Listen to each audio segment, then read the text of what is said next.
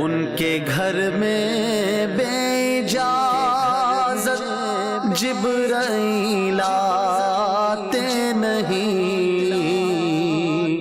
قدر والے جانتے ہیں قدر و شان اہل بیت۔ الحمدللہ رب العالمین والصلاة والسلام علی سید الانبیاء والمرسلین، اما بعد فاعوذ باللہ من الشیطان الرجیم، بسم اللہ الرحمن الرحیم۔ پڑھیے الصلاة والسلام علیک یا رسول اللہ وعلی آلک و اصحابک یا حبیب اللہ۔ الصلاة والسلام علیک یا نبی اللہ وعلی آلک و اصحابک یا نور اللہ۔ پیارے آقا مدینے والے مصطفیٰ صلی اللہ تعالی علیہ وسلم پر درود پاک پڑھنے کے بے شمار فضائل و برکات ملتے ہیں، ٹھیک ہے، پڑھنے کے بھی ملتے ہیں اور لکھنے کے بھی ملتے ہیں، ٹھیک ہے۔ پڑھنے کے تو ملتے ہی ہیں نا، بہت سارے ہم نے فضیلتیں سنی ہیں، لیکن آپ کو پتہ ہے کہ نبی پاک علیہ الصلوۃ والسلام پر اگر درود پاک کسی کاپی یا کتاب میں لکھا جائے نا تو اس کی بھی بڑی فضیلتیں ہیں، یا کہیں بھی اور لکھا جائے تو اس کے بڑے فضائل ملتے ہیں۔ پیارے آقا علیہ الصلوۃ والسلام فرماتے ہیں کہ جس نے کتاب میں مجھ پر درود پاک لکھا تو جب تک میرا نام اس میں رہے گا فرشتے اس لکھنے والے کے لیے دعائے مغفرت کرتے رہیں گے۔ کتنی بڑی سعادت کی بات ہے کہ پیارے آقا علیہ الصلوۃ والسلام کا نام نامی اسم گرامی لکھا جائے تو ساتھ ساتھ کیا لکھا جائے؟ درود پاک صلی اللہ علیہ وسلم پورا لکھنا چاہیے۔ اس میں ایک غلطی کرتے ہیں، بسا اوقات صرف صاد بنا دیا جاتا ہے۔ اسی طریقے سے اگر کسی نبی کا نام لکھتے ہیں تو علیہ السلام پورا نہیں لکھا جاتا، اس کے لیے ایک اور مخصوص عین بنا دیا جاتا ہے۔ کسی صحابی کا نام لکھتے ہیں تو صرف را اور ضاد آدھا بنا دیا جاتا ہے۔ اس طریقے سے نہیں کرنا چاہیے، بلکہ پورا درود پاک لکھنا چاہیے، پورا ان کے بارے میں جو القابات ہیں وہ سارے لکھنے چاہیے، تاکہ اس سے کیا ہوگا، اس کی ہمیں برکتیں ملیں گی۔ کیا ملیں گی؟ اور پیارے آقا علیہ الصلوۃ والسلام پر درود پاک پڑھنے اور لکھنے کی کیا فضیلت میں نے آپ کو بیان کی کہ پیارے آقا علیہ الصلوۃ والسلام نے فرمایا جب تک درود پاک لکھا رہے گا فرشتے اس لکھنے والے کے لیے کیا کرتے رہیں گے؟ مغفرت کی دعا کرتے رہیں گے۔ آؤ مل کر نیت کرتے ہیں کہ انشاءاللہ جب کبھی پیارے آقا علیہ الصلوۃ والسلام کا نام نامی اسم گرامی لکھنے کا موقع ملا تو اس کے ساتھ ہم پیارے آقا علیہ الصلوۃ والسلام پر درود پاک بھی لکھیں گے انشاءاللہ عز و جل۔ آئیں مل کر درود پاک پڑھتے ہیں۔ صلو علی الحبیب صلی اللہ تعالی علی محمد صلی اللہ علیہ وسلم۔ اچھا پیارے بچوں، پچھلے سلسلے میں ہم پہنچے تھے کہ امام حسین رضی اللہ تعالی عنہ اور آپ کے قافلے والوں کو کربلا میں روک لیا گیا۔ اب جب کربلا میں روک لیا گیا نا تو حر نے ساری کارکردگی لکھ کر ابن زیاد بدنہاد کو بھجوا دی۔ اب ابن زیاد بدنہاد نے کیا کیا کہ اس نے ایک خط لکھا جو امام حسین رضی اللہ تعالیٰ عنہ کے نام پر تھا، اور اس خط میں لکھتا ہے کہ اے حسین، مجھے آپ کے کرب و بلا پہنچنے کی خبر ملی ہے، مگر یزید پلید نے مجھے حکم دیا ہے کہ میں اس وقت تک نرم تکیے پہ نہ سوؤں اور اچھی غذا نہیں کھاؤں جب تک یا تو آپ کو قتل نہ کر دوں یا پھر آپ کو جو حکم دیا جا رہا ہے کہ یزید کی آپ بیعت کر لیں اس کے لیے آپ ایگری ہو جائیں یزید کی بیعت کرنے کے لیے، یعنی کھلم کھلا آپ کو دھمکی دی گئی۔ جب یہ خط امام حسین رضی اللہ تعالیٰ عنہ کے پاس پہنچا تو آپ نے جب اس خط کو پڑھا تو فرمایا وہ قوم کبھی بھی کامیاب نہیں ہو سکتی جو لوگوں کو راضی کرنے کے لیے اللہ کی نافرمانی والے کام کرے۔ جب یہ خط لانے والے نے دیکھا کہ امام حسین رضی اللہ تعالیٰ عنہ کو قتل کی دھمکی دی گئی، لیکن آپ تو بالکل خوف زدہ نہیں ہوئے اور آپ نے جناب اس خط کو پھاڑ دیا۔ اس نے جا کر ابن زیاد بدنہاد کو سارے معاملات بتا دیے، تمہارے قتل کی دھمکی کا کوئی اثر نہیں ہوا امام حسین رضی اللہ تعالیٰ عنہ کو، اور امام حسین نے تو بالکل منع کر دیا کہ وہ یزید پلید کی ہرگز بیعت نہیں کریں گے، تم جو چاہے کرو۔ اب جب ابن زیاد بدنہاد نے یہ سنا اسے بڑا غصہ آیا، اس نے ایک اور لشکر عمر بن سعد کی سربراہی میں جو قزوین کے علاقے کی طرف جا رہا تھا، قزوین کا ایک علاقہ تھا، ابن زیاد بدنہاد نے کیا کیا تھا، میں تھوڑا سا پیچھے آپ کو لے کے جاؤں کہ ابن زیاد بدنہاد نے عمر بن سعد، یہ بھی ایک سپہ سالار تھا، کون تھا؟ یہ ایک سپہ سالار تھا، اس کو آرڈر دیا تھا کہ تم جا کر قزوین کا علاقہ فتح کرو، اور اگر تم نے وہ فتح کر لیا تو وہ علاقہ میں تمہیں تحفے میں دے دوں گا۔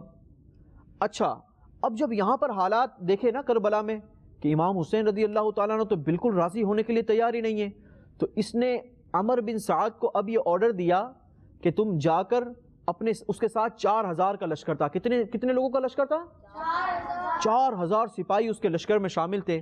اس کو آرڈر دیا کہ تم سارے لوگوں کو لے کر کربلا پہنچ جاؤ، اور حر کے ساتھ مل کر امام حسین اور اس کے سارے رفقا کو یا تو اس بات پر راضی کر لو کہ وہ یزید کی بیعت کریں، یا پھر ان سب کو قتل کر دو۔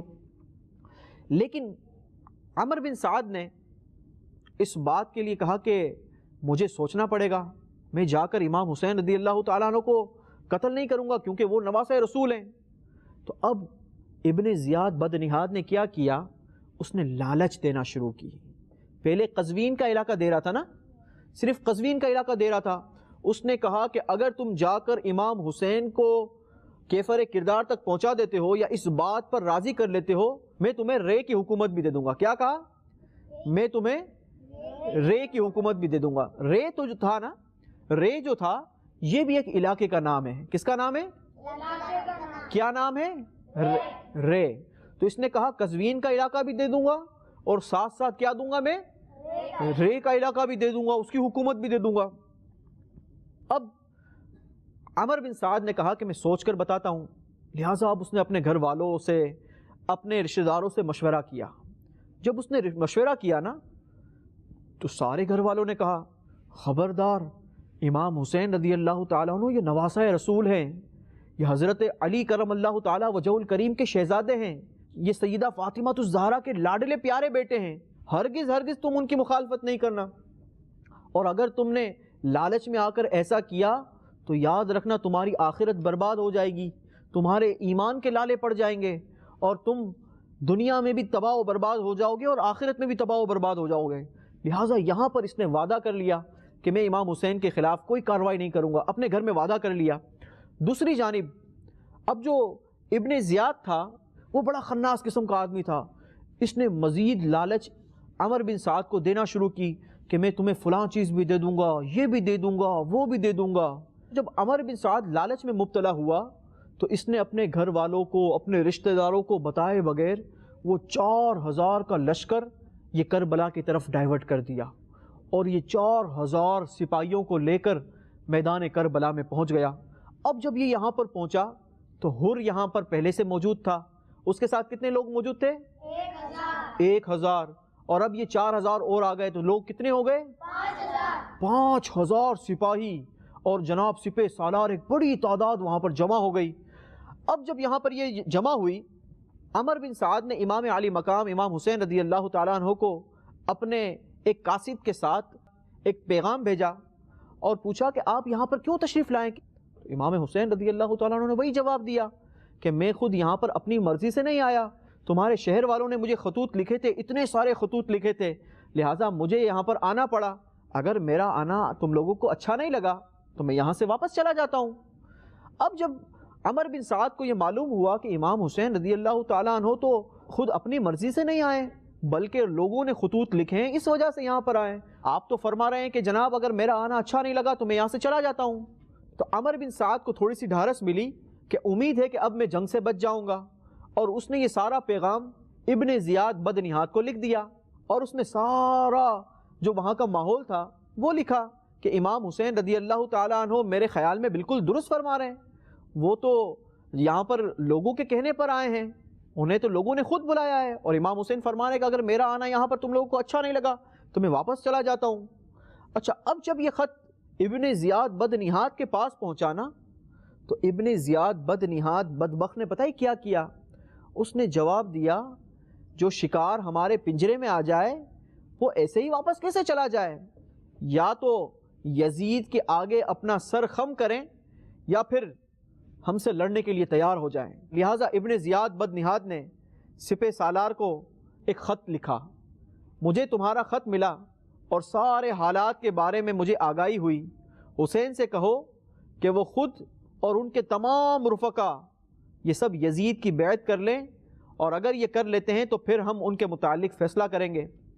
اب جب یہ خط ابن زیاد سے عمر بن سعد کو پہنچا تو عمر بن سعد تو جانتا تھا کہ امام حسین رضی اللہ تعالیٰ عنہ کسی قیمت پر اس بات پر راضی نہیں ہوں گے کہ وہ یزید پلید کی بیعت کریں۔ اگر یہ ہوتا تو پھر یہ تو سارا معاملہ ہی نہ ہوتا نا، لہٰذا اس نے اس خط کو اپنے ہی پاس رکھا اور اس خط کا تذکرہ امام حسین رضی اللہ تعالیٰ عنہ کے پاس نہیں کیا۔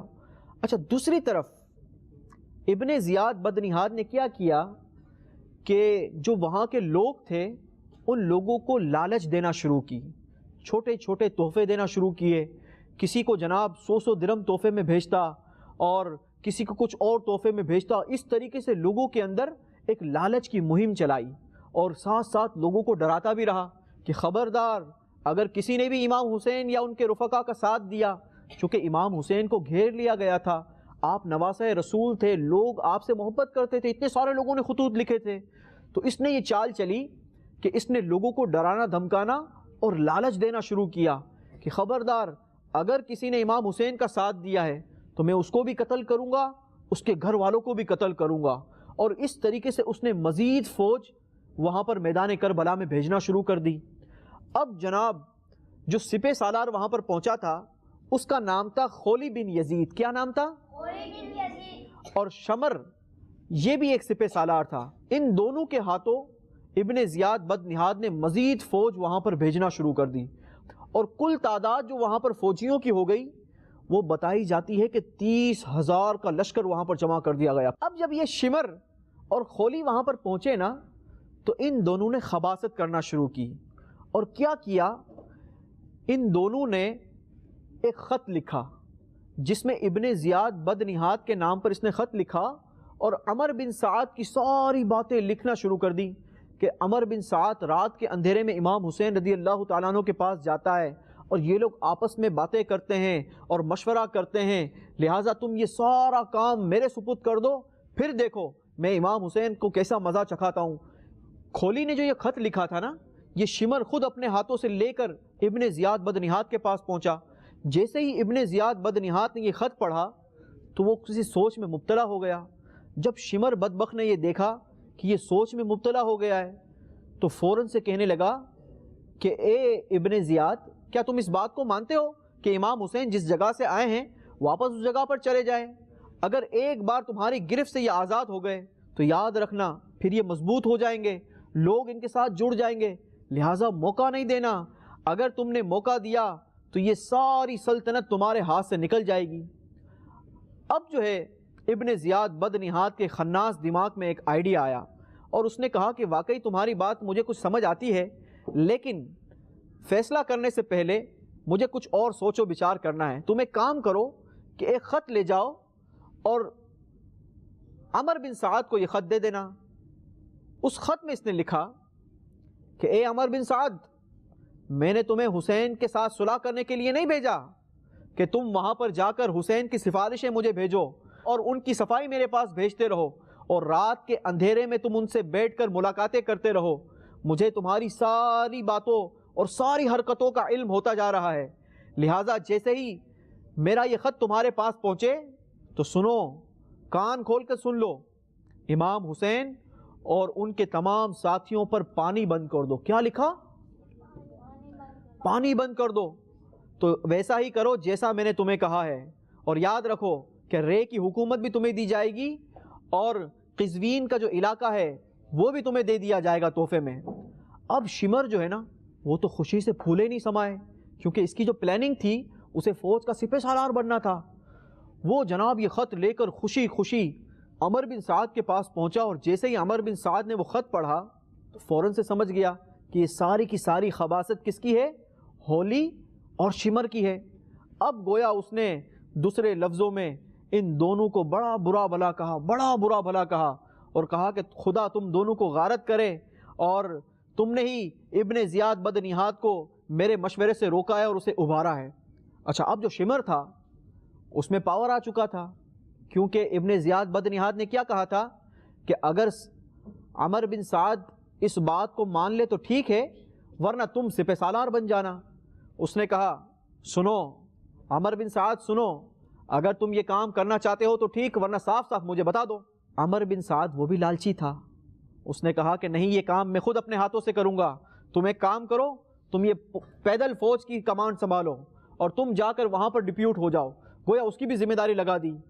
اب امام حسین رضی اللہ تعالی عنہ سے عمر بن سعد کی آخری ملاقات ہوتی ہے، اور یہ ملاقات واپس سے رات کے پچھلے پہر ہوتی ہے، رات کی تاریکی میں۔ امام حسین رضی اللہ تعالی عنہ نے اس کو سمجھایا کہ کیوں کیا تو مجھے نہیں جانتا؟ میں پیارے آقا صلی اللہ تعالی علیہ وسلم کا نواسا ہوں، میں سیدہ فاطمہ کے گلشن کا مہکتا پھول ہوں، کیا تجھے نہیں پتا کہ پیارے آقا علیہ الصلوۃ والسلام میرے بارے میں کیا فرماتے تھے کہ میں جنتی نوجوانوں کا سردار ہوں، کیوں اپنی عاقبت تباہ و برباد کرنے پر تلا ہوا ہے؟ اس نے کہا کہ مجھے ڈر ہے کہ کہیں ایسا نہ ہو کہ میرا گھر گرا دیا جائے۔ امام حسین نے فرمایا کہ اگر تیرا گھر گرا دیا جائے گا تو میں تیرا گھر بنا دوں گا۔ اس نے کہا کہ مجھے ڈر ہے کہ کہیں ایسا نہ ہو کہ میری جائیداد ضبط کر لی جائے۔ امام حسین نے کہا کہ اگر دنیاوی مال جائے گا تو دنیاوی مال کی کیا اوقات ہے، تجھے دنیا میں اللہ اس کا بدلہ عطا کرے گا اور آخرت میں بھی اس کا انعام عطا فرمائے گا۔ لیکن اس کے دماغ پر لالچ سوار ہو چکی تھی، وہ خاموش ہو گیا اور کہنے لگا مجھے یہ خوف ہے کہ مجھے اور میرے خاندان کے لوگوں کو قتل کر دیا جائے گا۔ اب جب امام حسین رضی اللہ تعالیٰ عنہ نے یہ سنا نا کہ یہ کسی بات کو ماننے کے لیے تیار ہی نہیں ہے، تو اب آپ نے اس کے لیے کہا کہ اللہ تبارک و تعالیٰ تجھے نہ بخشے گا، اللہ تبارک و تعالیٰ تیری مغفرت نہ کرے گا۔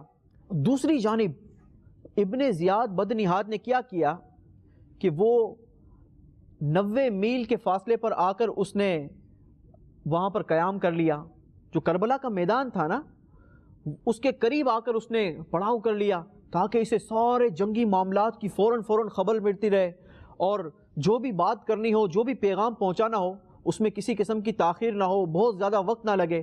لہٰذا 90 میل کے فاصلے پر آ کر ابن زیاد بدنہاد نے پڑاؤ کر لیا اور ساری خبریں فوراً لیتا جا رہا تھا۔ یہاں پر کل سپاہیوں کی تعداد کتنی تھی؟ یزید کی فوج کی تعداد کتنی تھی؟ 30,000۔ اور جو امام حسین اور آپ کے جو قافلے والے تھے نا، ان کی پتہ ہے تعداد کتنی تھی؟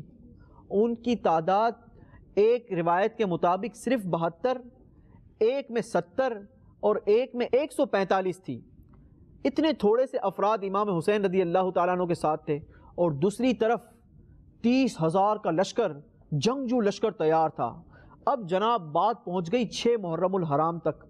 7 تاریخ کو امام حسین پر پانی بند کر دیا گیا۔ کیا کر دیا گیا؟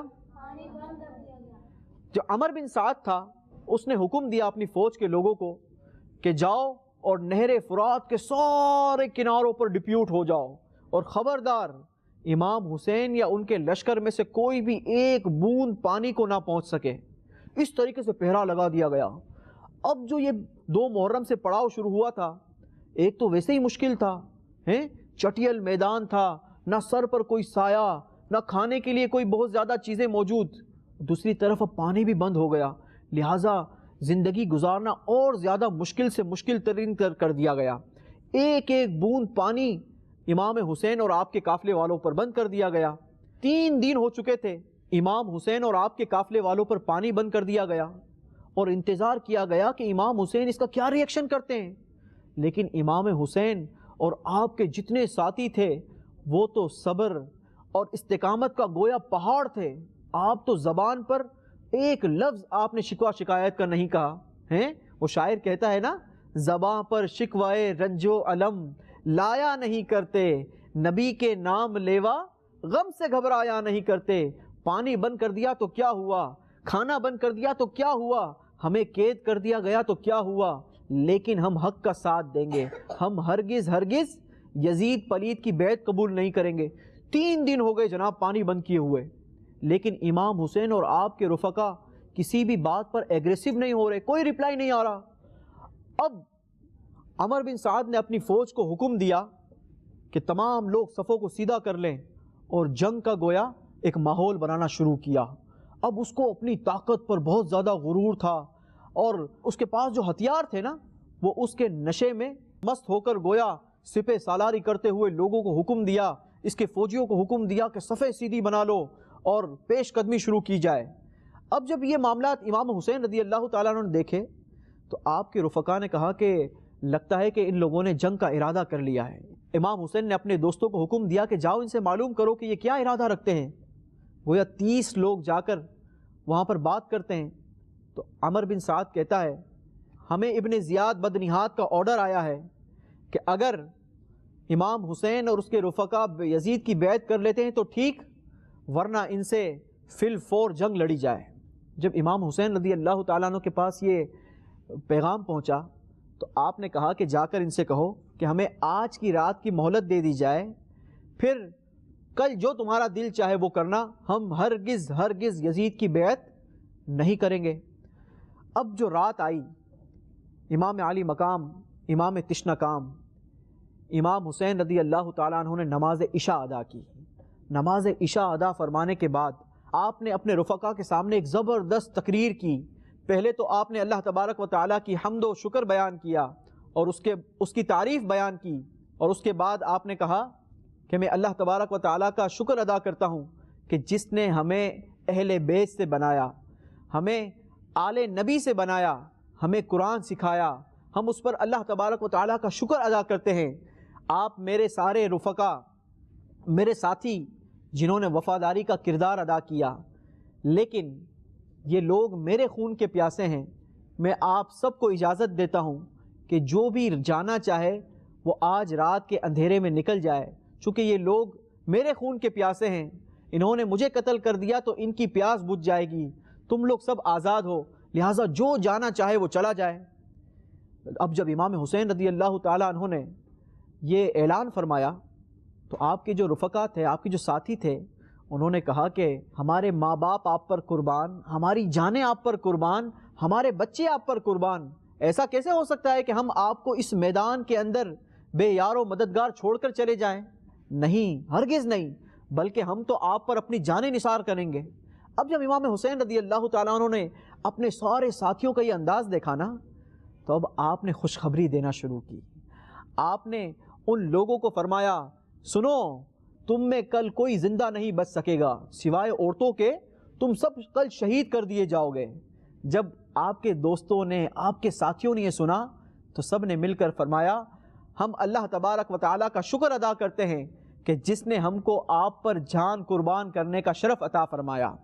فجر کا وقت آیا، نماز فجر با جماعت ادا کی گئی، اور فجر کے بعد امام حسین رضی اللہ تعالیٰ عنہ تلاوت قرآن میں مصروف ہو گئے۔ اب آگے کیا ہوا انشاءاللہ یہ میں نے آپ کو اگلے سلسلے میں بتانا ہے۔ صلو علی الحبیب صلی اللہ تعالی علی محمد صلی اللہ علیہ وسلم۔ ان کے گھر میں بے اجازت جبرائیل آتے نہیں، قدر والے جانتے ہیں قدر و شان اہل بیت۔